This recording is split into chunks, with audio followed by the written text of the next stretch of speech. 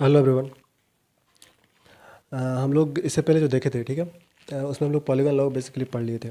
उसमें देख लिए थे कि जो भी हमारा कॉन्सेप्ट था ट्रायंगुलर लॉ के करस्पॉन्डिंग ही था। Triangular law and polygon law दोनों हो गया था।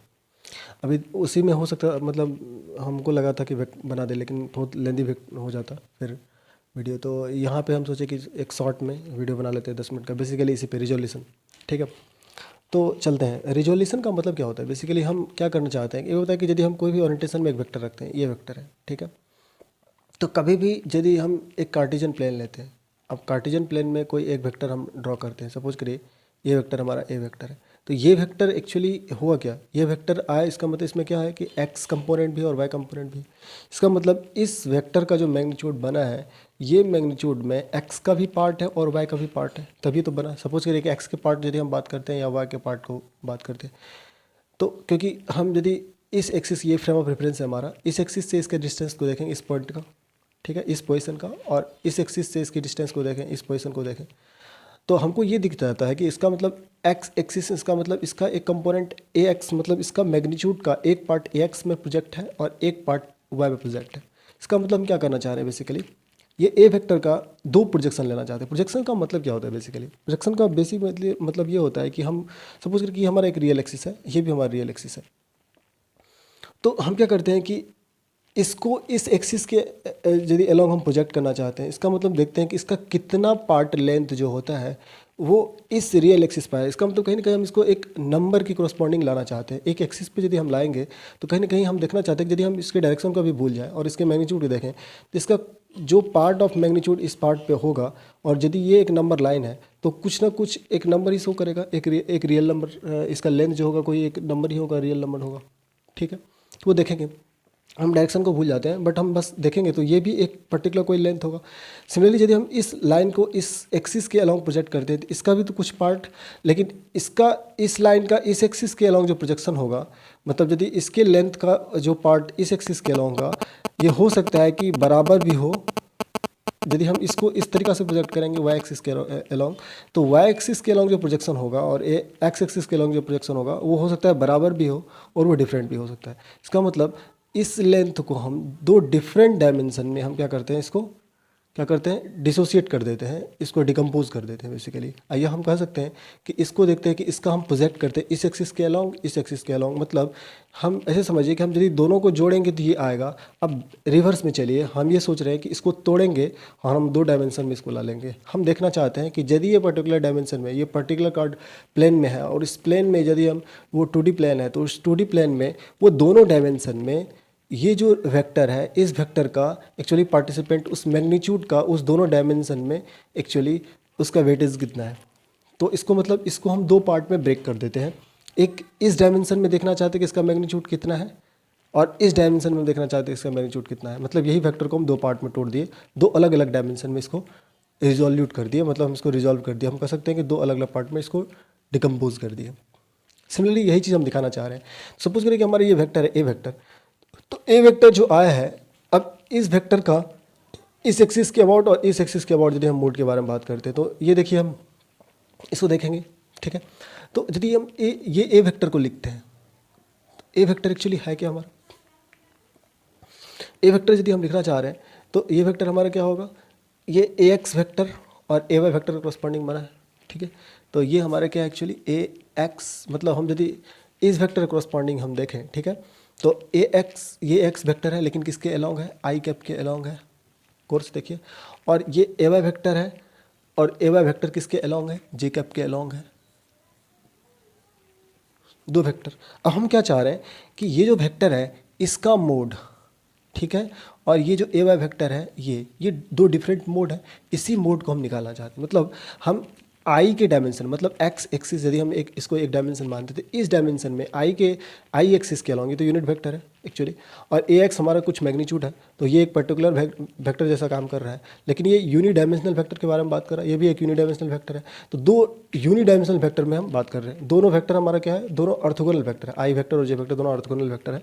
बट यहाँ पे हम ए एक्स और ए वाई के बारे में यदि बात कर रहे हैं तो ये हमारा एक मैग्नीट्यूड है, और किसका मैग्नीट्यूड है, ये दोनों मैग्नीट्यूड मिलकर ही हमारा ए का मैग्नीट्यूड बना है। मतलब यहाँ इस मैग्नीट्यूड का यदि हम ए के मोड के बारे में बात करते हैं तो ए के मोड के बारे में कैसे बात करेंगे, तो ये हमारा क्या होता है, देखिए A X plus A Y दोनों यदि ऑर्थोगोनल है तो इस तरीके से हम इसको रिजॉल्व कर सकते हैं ए एक्स को प्लस ए वाई स्क्वायर, इस तरीके से। इसका मतलब ये वेक्टर कहीं ना कहीं ए x square plus A Y मतलब एक्स के एलोंग जो इसका मोड है और वाई के एलोंग जो मोड है उसमें हम ब्रेक करना चाह रहे हैं। ये दो पार्ट में अब टूट गया। अब इसको हम देखते हैं कैसे हम तोड़ेंगे।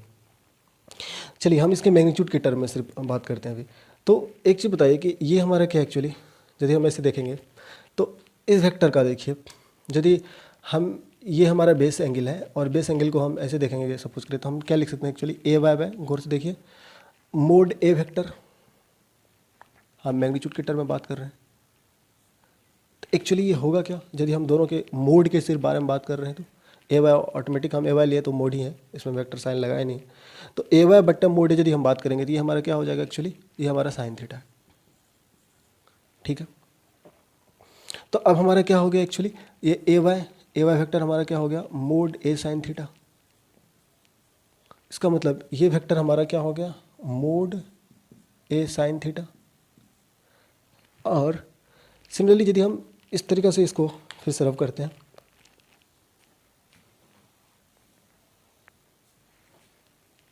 फिर से देखिए, यदि हम ए एक्स बाय मोड ए लिखते हैं तो वो क्या हो जाएगा एक्चुअली, ये बेस एंगल है, बाय मोड ए, तो ये हमारा क्या हो जाएगा, कॉस थीटा हो जाएगा।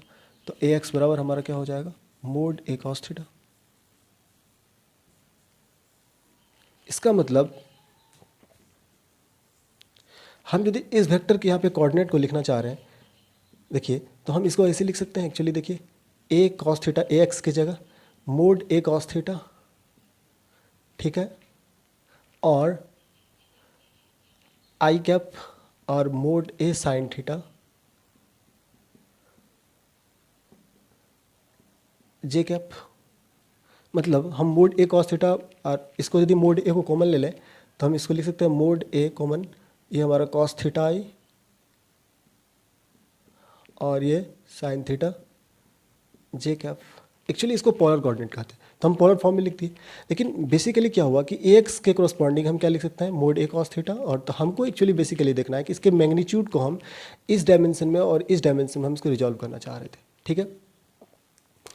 तो इन 2 और 3 डायमेंशन, यहाँ पे देखिए हम थोड़ा सा इसमें बात करेंगे, पहले हम इसको देख लेते हैं। तो इसका मतलब क्या हुआ कि ये वेक्टर को हम क्या किए, इसके मैग्नीट्यूड को हम इस डायमेंशन में, एक्स डायमेंशन में और वाई डायमेंशन में, ये दोनों डायमेंशन में इस वेक्टर को हम क्या किए, हम इसको तोड़ के रख दिए, ब्रेक कर दिए, ठीक है। सिमिलरली यदि हम 3D में देखें तो 3D में क्या होगा। अच्छा एक चीज़ बताइए थोड़ा सा, मोड ए की जगह हम क्या लिख सकते हैं, यदि हमको ऐसे थीटा फाइंड आउट करना है, साइन थीटा या कॉस थीटा फाइंड करना है तो मोड ए हम ऐसे under root X square plus A Y square, हम तो पहले वो बात कर लिए थे, कोई टेंशन नहीं है। नेक्स्ट चलते हैं हम 3D में। देखिए हम 3D में भी तो ऐसे ही रिजॉल्व करेंगे। सपोज करिए 3D में यदि हम बात करेंगे तो ये हमारा क्या है, एक ए वेक्टर है, ये हमारा एक ए वेक्टर है, इसको हम रिजॉल्व करना चाह रहे हैं। तो देखिए ये वेक्टर के पास हम कैसे आ सकते हैं, तो पहले देखिए ये हमारा वाई एक्सिस है, ये हमारा ए एक्स एक्सिस है। तो यदि हम यहाँ से देखें, हम इस वेक्टर को देखें तो ए वाई और ए एक्स, इस वेक्टर का रिजल्टेंट क्या हो जाएगा, ये वेक्टर हो जाएगा A X I cap A Y J cap, ये वाला पार्ट, ठीक है, ये वाला पार्ट। और यहाँ पे देखिए ये एक ट्रायंगल जैसा काम कर रहा है, ठीक है। तो अब हुआ क्या कि हम यदि एक ऐसे ट्रायंगल बना रहे हैं जो triangle A X plus A Y, ये एक वेक्टर है, और दूसरा वेक्टर सपोज करिए ये हमारा जेड वेक्टर है, जो हमारा क्या है ए जेड के कैप। तो इसका जो रिजल्टेंट वेक्टर होगा वो यही वेक्टर होगा। तो ये जो वेक्टर होगा A X plus A Y plus A Z, तो हम इसको कैसे जोड़ सकते हैं, देखिए A X I cap A Y J cap और ए जेड के कैप, और ये वेक्टर हमारा एक्चुअली क्या हो जाएगा, पूरा जो वेक्टर ए आया है। तो इसका मतलब यहाँ पे भी देखिए कि यदि हम ये वेक्टर बना रहे हैं तो इसका भी क्या हुआ कि अलग अलग डायमेंशन में, यदि एक्स एक्सिस के अलोंग देखेंगे इसका डिसोसिएशन हुआ, वाई एक्सिस के अलोंग रिजॉल्व हुआ है और जेड एक्सिस के अलोंग रिजॉल्व हुआ है, ये तीनों मिलके हमारा ये वेक्टर बना है। इसका मतलब इस वेक्टर को, इस वेक्टर में पार्ट कौन सा है, A X A Y and A Z. तो बेसिकली हम यदि यहाँ पे भी यदि हम कुछ इस तरीक़ा से, तो हम क्या करेंगे कि इसका हम बेसिकली हमको अभी पढ़ना नहीं है, इसमें डायरेक्शन कोसाइन लगता है, ठीक है। तो डायरेक्शन कोसाइन का और कुछ मतलब नहीं है, हम बेसिकली एंगल निकालते हैं, ठीक है। हर एक एक्सिस से इस रिजल्टेंट का एंगल, सपोज करिए कि ये जो रिजल्टेंट वैल्यू है ए है, ये एक्स एक्सिस से अल्फा एंगल बना रहा है, वाई एक्सिस से बीटा एंगल बना रहा है, और जेड एक्सिस से सपोज करिए ये वेक्टर है इस तरीक़ा से, सपोज करिए एक्स एक्सिस है, ये वाई एक्सिस है, और ये हमारा जेड एक्सिस है। अब देखिए यहाँ पे एंगल क्या होगा, यदि हम इस एक्सिस के कॉरस्पॉन्डिंग बात करें, देखिए एक एंगल बना रहा है, ठीक है। इस एक्सिस के कॉरस्पॉन्डिंग यदि हम बात करेंगे तब भी एक एंगल बना रहा है इस तरीक़ा से। एक्स एक्सिस यदि हम कॉरस्पॉन्डिंग देखेंगे, इसका रिजल्टेंट कुछ आएगा, ठीक है।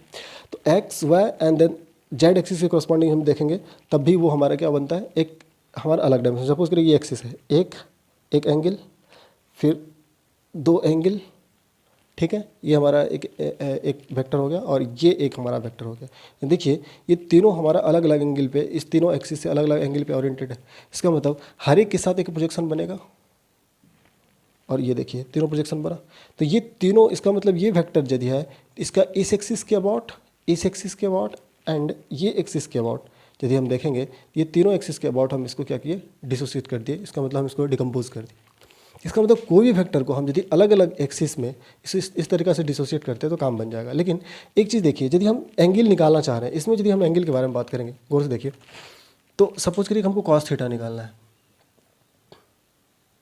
तो इसमें भी क्या हो जाएगा, ए एक्स बाय, गौर से देखिए, ए एक्स बाय मोड ए करते हैं, ये हमारा कॉस थीटा हो जाएगा। सिमिलरली यहाँ पे यदि हम बात करेंगे तो ए वाई बाय मोड ए यदि हम बात करेंगे तो ये हमारा कॉस बीटा हो जाएगा। सपोज करिए वाई के साथ, वाई एक्सिस के साथ एंगल ये बना हुआ है। और सिमिलरली यदि हम ए जेड बाय मोड ए करते हैं तो ये हमारा क्या होगा, कॉस गामा हो जाएगा। तो इसका मतलब ये गामा क्या है, रिजल्टेंट का जेड एक्सिस के साथ एंगल, थीटा क्या है, एक्स एक्सिस के साथ एंगल, और बीटा क्या है एक्चुअली वाई एक्सिस के साथ एंगल। इसका मतलब हम कहीं ना कहीं एंगल को भी फाइंड आउट कर सकते हैं। मोड ए क्या होगा, तो मोड ए यदि हम बात करेंगे तो मोड ए हमारा क्या होगा, एक्चुअली ए एक्स स्क्वायर, यदि हम मोड ए के बारे में बात करें तो under A x square plus A Y square plus A Z square. तो ये कुछ है नहीं, बेसिकली हम क्या कर रहे हैं कि जब भी कोई वेक्टर है, उस वेक्टर को हम जो उसका 2 डायमेंशन में या 3 डायमेंशन में उस वेक्टर का जो मैग्नीट्यूड होगा, उस मैग्नीट्यूड को हम क्या करते हैं, डिकम्पोज कर देते हैं अलोंग द डायमेंशन, ठीक है। तो बेसिकली यही हमारा रिजोल्यूशन ऑफ वेक्टर है, ठीक है। अब थोड़ा सा 1 मिनट यहाँ पे थोड़ा सा मिट गया है, तो इसको फिर से हम रब करके थोड़ा सा लिख देते हैं। इसको बढ़िया से लिख लीजिएगा, इसको फिर थोड़ा सा मिटाना पड़ेगा, ठीक है।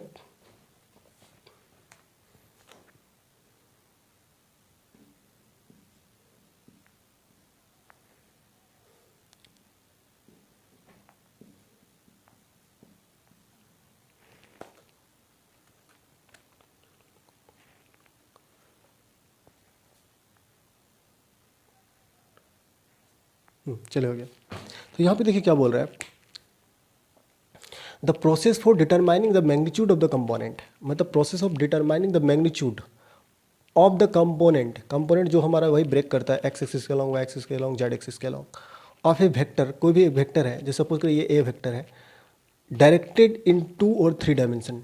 डायरेक्टेड मतलब हम क्या करते हैं, ये वेक्टर को इसके अलोंग डायरेक्टेड करते हैं, इसके अलोंग डायरेक्टेड करते हैं, और जेड एक्सिस है तो जेड एक्सिस के अलोंग डायरेक्टेड करते हैं। इसका मतलब हम यही वेक्टर के जो अलग अलग कंपोनेंट है, उस कंपोनेंट में सपोज करिए ये है और इसको 3 पार्ट में तोड़ दिए, इसका एक्सिस के साथ क्या मैग्नीट्यूड होगा, पार्टिसिपेंट होगा, वाई एक्सिस के साथ पार्टिसिपेंट क्यों होगा, और जेड एक्सिस के साथ क्या पार्टिसिपेंट होगा, ये बहुत इंपॉर्टेंट है। बेसिकली हम इसलिए करना चाहते हैं कि हम इस वेक्टर का इसके इस एक्सिस पे यदि हम कोई काम करना चाह रहे हैं, एक्स एक्सिस पे, वाई एक्सिस पे कोई काम करना चाह रहे हैं, कि जेड एक्सिस पे कोई काम करना चाह रहे हैं, तो यदि सपोज करिए कि वो कोई भी एक्स वाई जेड प्लेन में, कोई दूसरे प्लेन में, एक्स वाई प्लेन में, और हम एक्स एक्सिस पे पार्टिसिपेंट कोई सपोज करिए कि कोई वेक्टर का एनालाइज करना चाह रहे हैं, तो हम उस वेक्टर का जो इम्पैक्ट उस एक्सिस पे पड़ेगा, उसके लिए हमको क्या करना पड़ेगा कि इस वेक्टर का उस एक्सिस के अलावा हमको कंपोनेंट निकालना। Because Z X Y axis के साथ यदि कोई कंपोनेंट है, इसका यदि कोई मैग्नीट्यूड का इफेक्ट यदि इस एक्सिस के अलोंग है, तो वो एक्स पे तो कोई इफेक्ट नहीं पड़ रहा है। सपोज करिए हमको एक कार ही है और इस कार में हम इस फोर्स के कोरस्पॉन्डिंग, सपोज करिए कोई ब्लॉक है, इस ब्लॉक पर हम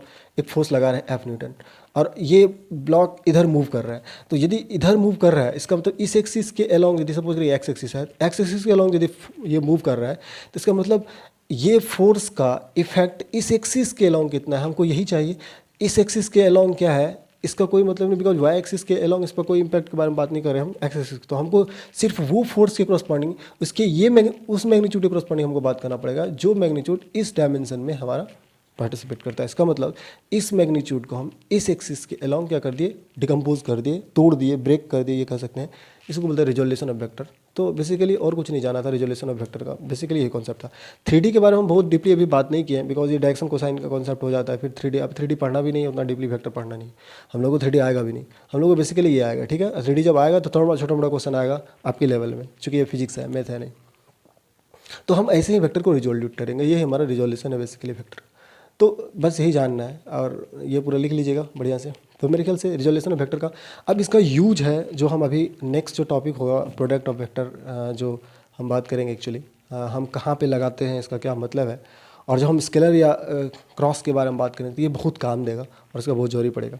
तो कोई वेक्टर को, इसका मतलब बेसिकली याद रखिए कि एक वेक्टर को दूसरे एक्सिस के अबाउट या दूसरे डायमेंशन के अबाउट इम्पोज करना या प्रोजेक्ट कर देना।